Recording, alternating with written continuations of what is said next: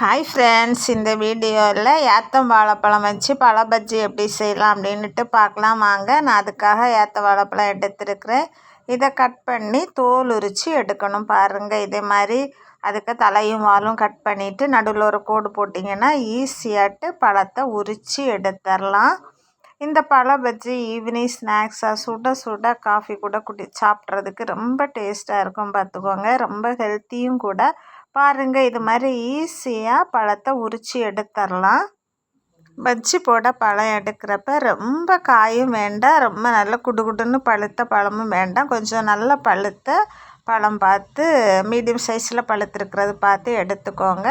இது பஜ்ஜி பண்ணுறது மாதிரி தான் பண்ண போகிறோம். இந்த பழத்தை ரெண்டாக நேரே கீறி எடுத்துக்கணும். இது மாதிரி கீறி எடுத்துக்கோங்க. உங்களுக்கு இல்லை நாலாக வேணும்னா கூட, சின்ன குட்டி குட்டியாக வேணும்னா நாலாக கட் பண்ணிக்கலாம். நீட்டமாக வெட்டிட்டு நடுவில் ஒரு துண்டு கூட வெட்டிக்கலாம். நான் வந்து ரெண்டாக வெட்டியிருக்கேன். அப்புறமா இது மிக்ஸ் பண்ணுறதுக்காக நான் 2 ஸ்பூனு மைதா மாவு எடுத்துருக்கிறேன்.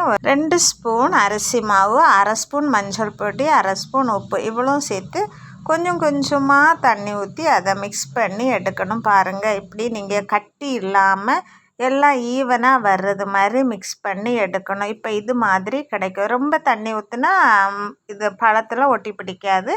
ரொம்பையும் லூஸும் கட்டியும் இல்லாமல் இந்த பதத்துக்கு கலக்கி எடுத்துக்கோங்க. கடாயில் எண்ணெய் வச்சு எண்ணெய் சூடானதும் இந்த வாழைப்பழத்தை மிக்ஸ் பண்ணி வச்சுருக்கிற இந்த மாவில் நல்லா 2 சைடும் படும்படியாக மிக்ஸ் பண்ணி அதை எண்ணெயில் போட்டு எடுக்க வேண்டியது தான்.